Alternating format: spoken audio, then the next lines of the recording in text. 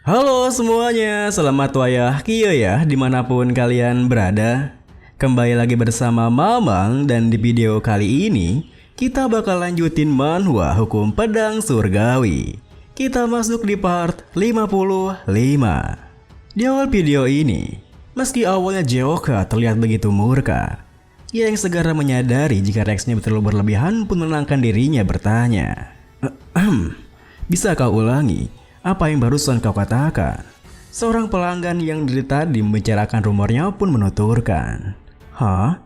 Kau baru dengar soal itu ya? Belakangan ini lagi ramai kabar soal kultus Yomiung loh. Kabarnya sang Lunar Fairy yang orang-orang kira sudah mati tiba-tiba saja muncul kembali. Dia menghancurkan klan Namgong dan sekarang juga sudah menghancurkan kediaman Waryong. Namgong Byok salah satu dari 10 master bela diri menghilang. Dan sang Moon Splitting Swordsman yang sudah mati mengalami posthumous execution. Entah apa yang akan terjadi pada dunia kedepannya. Mendengar hal itu, Jeokha yang penasaran dengan kabar keluarganya pun bertanya, keluarga Yeon ya? Anggota keluarga Yeon yang ada di sana, apa mereka semua mati? Pelanggan itu pun melanjutkan, untungnya aku dengar mereka masih hidup. Tetapi kediaman Waryong sudah tidak bisa dipulihkan karena sudah jadi debu. Membangunnya kembali hampir mustahil. Tepat setelah ia mengatakan itu, Abasim yang awalnya dia mendengarkan tiba-tiba saja bangkit berteriak, "Rubah tua bajingan itu, Tuan Muda, berikan aku perintah. Aku akan pergi dan menebas leher sejalang itu sekarang juga." Jeokha yang merasa aneh dengan tingkahnya pun bertanya, "Hah? Kenapa memangnya?" Abasim yang tak mengerti kenapa Jeokha malah menanyakan alasannya pun berkata, "Lah, kenapa? Apa maksudnya itu? Sang Lunar Fairy sudah melakukan kekejaman seperti itu terhadap kediaman Waryong. Jadi ya tentu saja balas dendam." Mendengar alasannya, Jeokha yang semakin merasa aneh pun menatapnya bertanya, "Pak Tuasim, apa kau punya orang terdekat di kediaman Waryong? Tidak kan? Lalu kenapa repot-repot balas dendam? Mau kediaman Waryong runtuh atau tidak? Itu bukan urusan kita.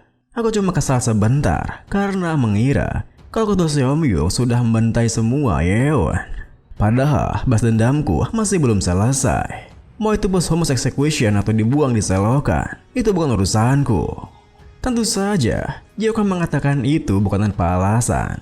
Karena dahulu ia pernah berharap kalau ayahnya akan mematikannya sekali saja. Bagi Jeokha kecil saat itu, tak peduli sesakit apa dirinya, dia tetaplah ayahnya. Selagi ayahnya bisa melihat keadaannya, mungkin ayahnya akan memberikan tatapan simpati padanya. Akan tetapi, itu hanyalah sekedar ilusi baginya. Di tempat itu, tak ada seorang pun yang bahkan melihat ke arahnya.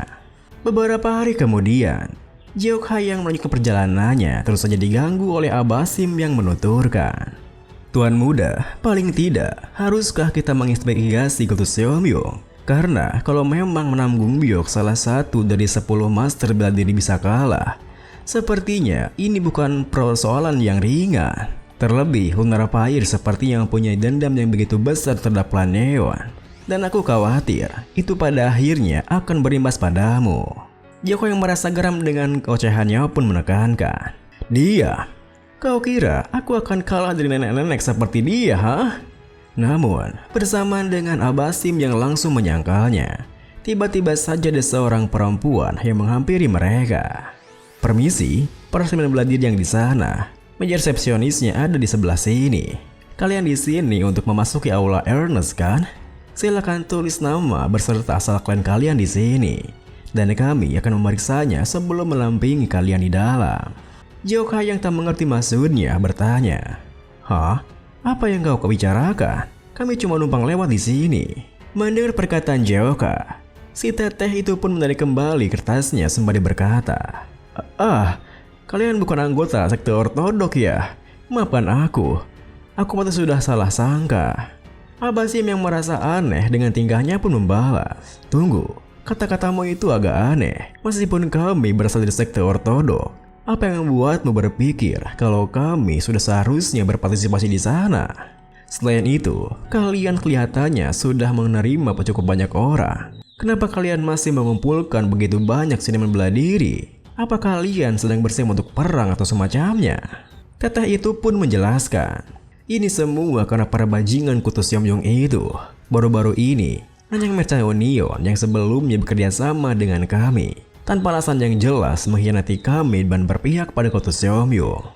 Batu kuat yang tak terhancurkan, yang dikenal sebagai aliansi keadilan, juga mulai retak karena batu kecil yang dikenal sebagai kutu Seom-yong itu. Dan semakin banyak paksi-paksi yang mulai berpihak pada mereka. Mendengar penjelasannya, Abah Sim yang agak familiar dengan strateginya pun bertanya, apa itu mirip dengan cara Bandit Union mengembangkan kekuatan? Teteh itu melanjutkan, iya benar, paksi-paksi yang mempunyai keluhan terhadap aliansi keadilan, ditambah dengan reputasi kutu Seom-yong yang tengah mengunggul, menyebabkan sebuah konflik di mana-mana dan banyak yang berpihak pada kutu Seom-yong. Aula Ernest kami cuma salah satu dari banyaknya tempat-tempat yang terlibat dalam pertarungan ini. Di permukaan, ini nampak seperti sengketa antara Aula Ernest dan dengan Nanyang Merchandise. Namun, apabila digali lebih dalam, pada dasarnya, ini merupakan adu harga diri antara aliansi keadilan dengan aliansi kutu Seom-yong. Karena itu, banyak sekte dan faksi yang dirugikan oleh kutu Seom-yong dan kelompok-kelompok sekte ortodok datang untuk membantu OLRS kami. Abah Sim yang bisa memahami maksudnya pun berkata, jadi, kau mengira kalau kami adalah salah satu dari mereka ya? Teteh itu membalas, iya dan juga, karena lawannya adalah kutu Seom-yong, kami jadi kewalahan. Tetapi saat aku melihat pedang yang Tuan Muda ini bawa, aku kira seorang master yang kuat akhirnya muncul, dan aku langsung merasa lega. Jeokha yang tak menduganya pun bertanya, hah? Memangnya pedang ini kelihatan sehebat itu ya?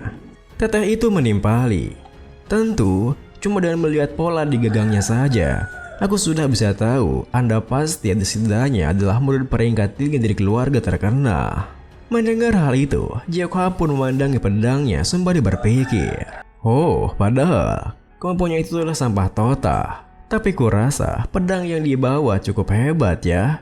Akan kumanfaatkan ini dengan baik. Lalu saat Jeokha berpikir seperti itu, Abah Sim yang kebingungan dengan situasinya pun bertanya, Tuan Muda, bagaimana ini? Berdasarkan situasi seperti ini, cepat atau lambat kita pasti berhadapan dengan kutu Seom-yong itu. Jadi kenapa kita tidak berpura-pura membantu oleh Ernest saja dan mengambil kesempatan ini untuk menilai kekuatan mereka? Jeokha yang merasa jika itu ada yang benarnya pun berkata, kau benar. Kabar soal kutu Seom-yong tak ada habisnya kemanapun kita pergi. Teteh, kalau aku melawan mereka, apa aku dibayar? Si Teteh yang merasa senang karena Jeokha berubah pikiran pun menjelaskan, iya, tentu. Tergantung dari pencapaian yang Anda dapat. Tuan Muda, kami bisa menawarkan paling tidak 100-300 moon per hari. Jeokha pun mendekat membalas, kalau begitu, daftarkan aku. Si Teteh yang tersipu malu karena ketampanannya pun menimpali. Benarkah? Terima kasih Tuan Muda.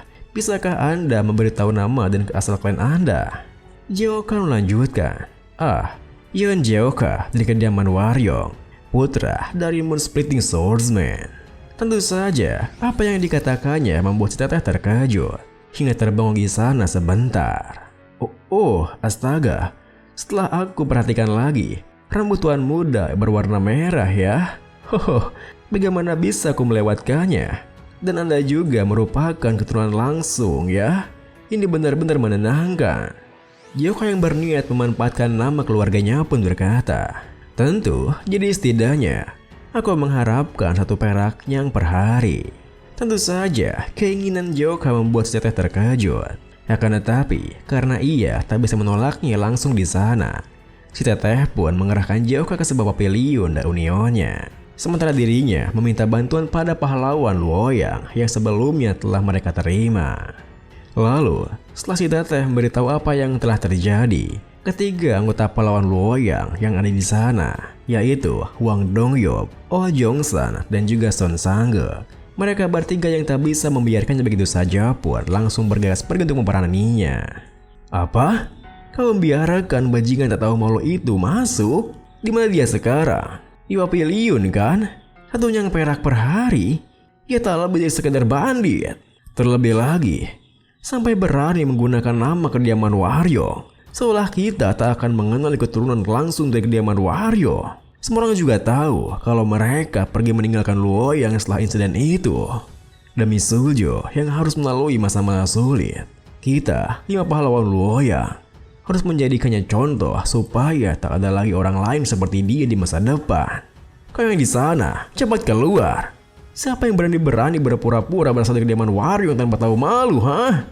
Aku, putra Sangguk dari sekte Seven Sons, akan. Namun, meski awalnya mereka bertiga begitu menggebu-gebu untuk memberaninya, nyali mereka bertiga langsung menjiwat ketika melihat Gyoka dan Abasim di sana. Oh, hehe, senang rasanya bisa melihat wajah yang tak asing. Tuan muda sekalian, apa kabar kalian baik? Seketika itu juga, mereka bertiga yang tak bisa berkutik pun hanya bisa terbangun di sana. Hingga si Teteh yang menemani mereka bertanya, apa kalian saling mengenal satu sama lain? Abasim pun tersenyum berkata, kami sangat mengenal satu sama lain dan kami juga cukup dekat. Bukankah itu benar, Tuan Muda? Gyoka yang merasa dapat mangsa baru pun menambahi. Wow, jadi bahkan para om-om 5 pahlawan Luoyang juga berpartisipasi ya. Kalau begitu, aku harus menambahkan 1 persyaratannya. 1 yang perak per hari, ditambah akan ku ambil semua uang yang akan para om-om itu terima. Tentu saja, apa yang dikatakan Gyoka membuat mereka bertiga merasa kesal. Akan tetapi, meski si Teteh merasa jika mereka tak mungkin menyetujuinya, mereka bertiga yang takut akan kekejaman Gyoka hanya bisa mengangguk mengiyakannya. Kedengarannya, itu ide yang cemerlang kan guys? Beberapa hari kemudian, setelah melakukan persiapan yang begitu matang, Aula Ernest pun mengabarkan untuk mulai bergerak, hingga Abasim yang segera menyampaikannya pada Gyoka di sana. Tuan Muda, sepertinya kita akan segera berangkat menuju Nanyang Mecawanion sebentar lagi. Memang menyenangkan bisa beristirahat selama beberapa hari dan dapat banyak peang perak. Namun rasanya mengecewakan semua itu berakhir hari ini. Gyoka yang tengah bersiap-siap untuk pergi pun berkata, aku sangat bosan tahu. Kalau aku tahu kan selama ini, sejak awal aku pasti tak akan bergabung. Jadi, apakah baik Mijo akan datang?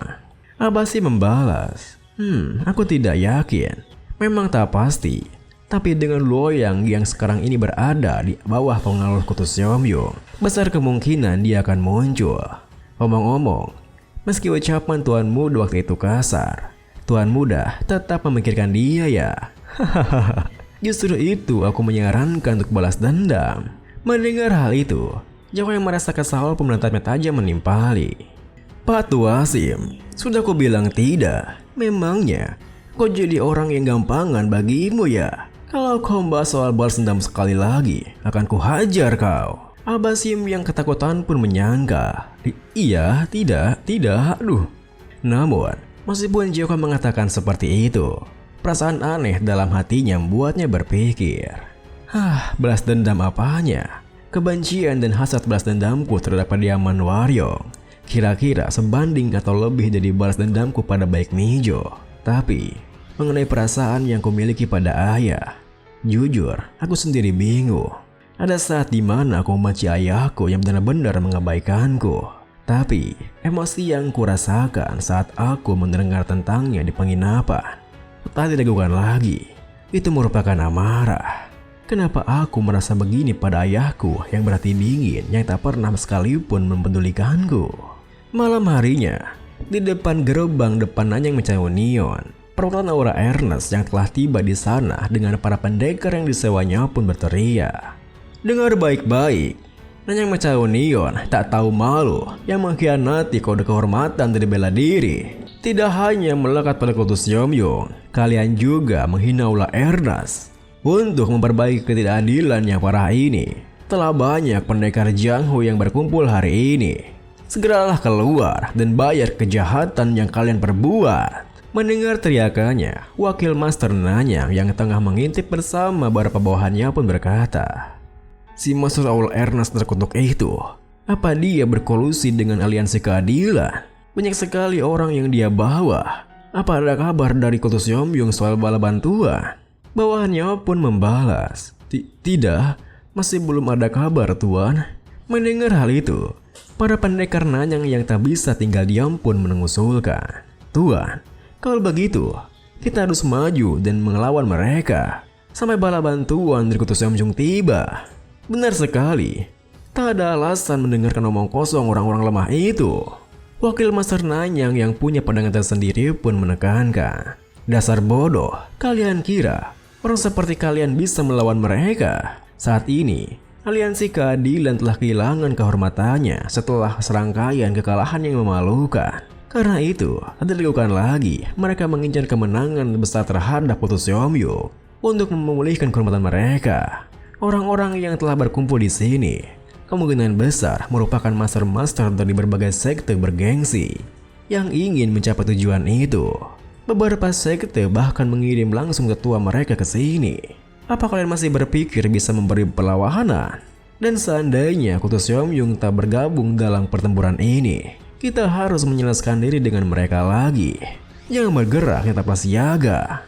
Ini pun diakhiri dengan, tepat setelah wakil masternya mengatakan itu, salah satu dari 12 Demonic King Kultus Yomyung, Sang Mighty Demon, muncul di belakangnya sembari berkata, "Oh, apa-apaan ini? Rupanya kau robah tua yang cerdas ya. Memang menyebalkan, tapi aku suka kelicikan semacam itu. Sayangnya, tak akan kubiarkan untuk kedua kalinya."